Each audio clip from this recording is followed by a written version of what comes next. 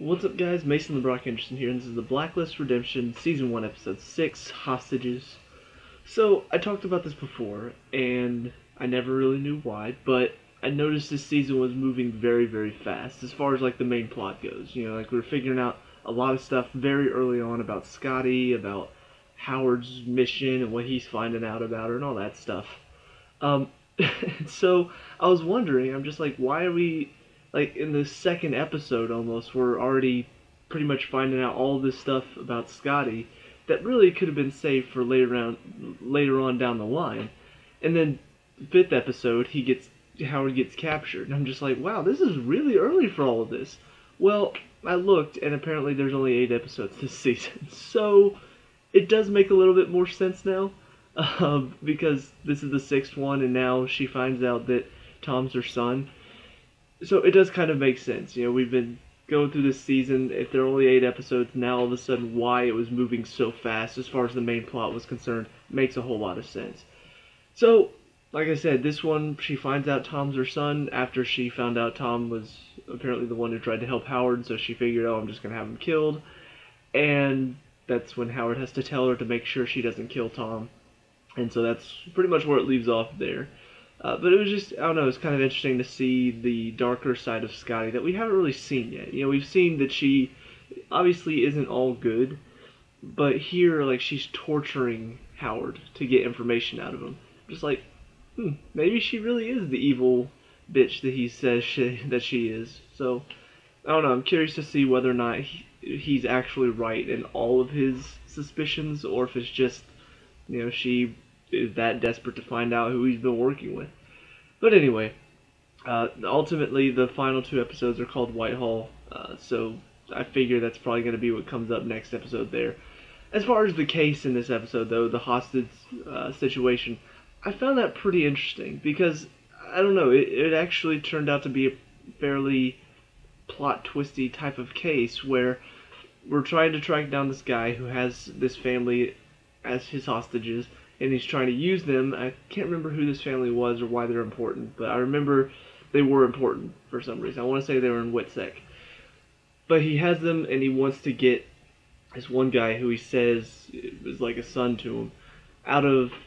He was apparently arrested a long time ago, and so they're trying to track him down. Turns out he's actually wasn't arrested. He was actually an informant for the government on this guy. And so now he's trying to, you know, they're trying to get him to give him back, and they're going to use some tracking device to track him so they can bring him back even after they've made the trade. Well, this one guy that they're trying to trade with knows way too much, and I was honestly wondering if we were going to find out how he knew all of this stuff. Like, is he honestly just that good? Like, his eyesight is that good? He can just see the snipers on the hill, and he knows the button? Like, what's going on? How does he know all this stuff? Well, they managed to get the guy that they traded. They get him back to the warehouse where they've been keeping the hostages and stuff. And all of a sudden, the insurance broker guy that claimed he was there for the family's sake walks into the room, and all of a sudden, it makes sense. I'm just like, you know, that's a pretty good twist. I honestly didn't see it coming. I didn't expect him to be behind it all.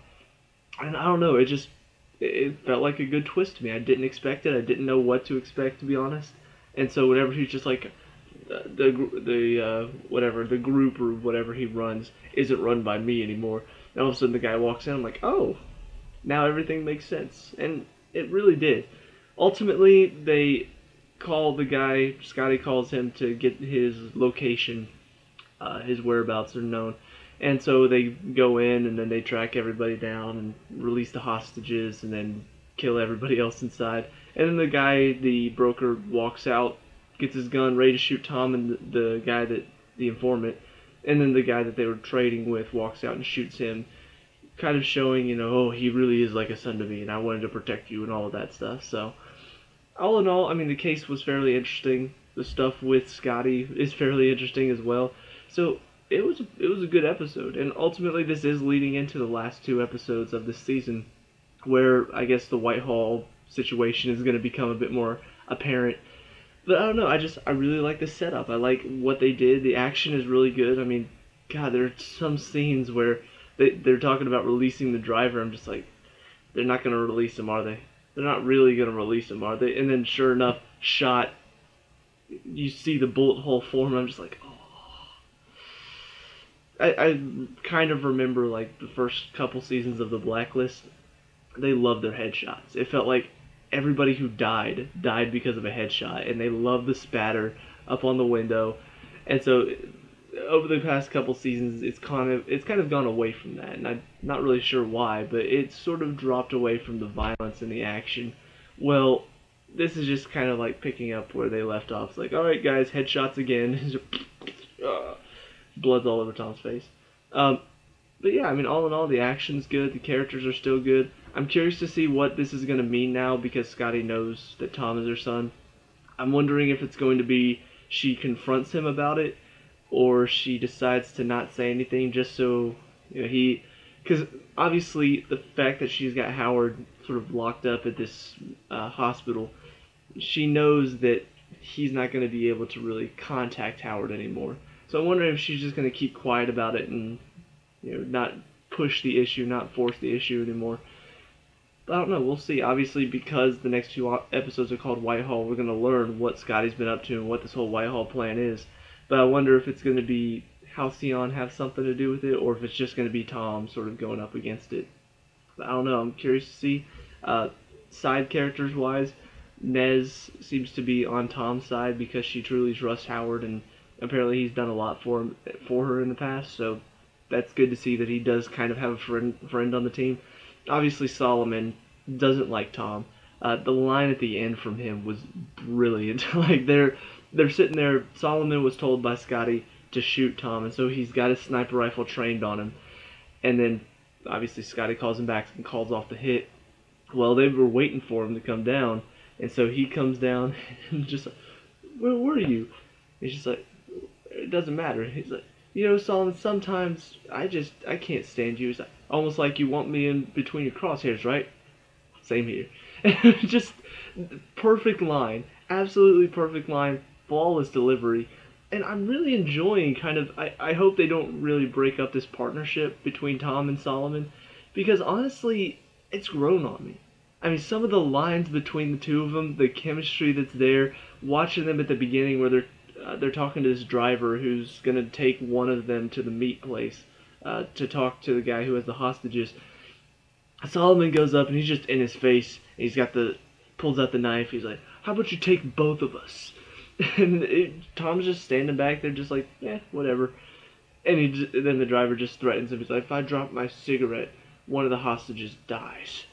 And he's just like, clicks the knife closed, and Tom goes with him. So I don't know, it really works to see sort of the two of them play off of each other, and where Solomon is a bit more in your face, threatening, Tom is a bit more of a calculating. I'm gonna think this through. I'm gonna let somebody else do the talking before I make a judgment call. So I don't know. I really like what they've done there. And then there's Dumont, who just kind of seems, I don't know, like he helps Scotty find out that Tom is at the facility where Howard's being kept. But it's clear that he's not entirely okay with it. He wants to know what this is all about because he realizes Tom being there is not okay, and he realizes something's going wrong, but I don't think he knows what it is. I don't think he realizes what's going on. So I'll be curious to see if he finds out that Howard is the one that's being threatened in all of this. I'm wondering if he's going to be like Nez and just, he trusts Howard more than he does Scotty. Maybe. I don't know, but I'm looking forward to seeing what they've got left. So let me know what you guys think down in the comment section below. What did you like and dislike about this episode? Let me know. We can talk about and discuss all the good stuff. Leave a like and subscribe for future Blacklist Redemption reviews, and I'll see you in the next one. Peace out.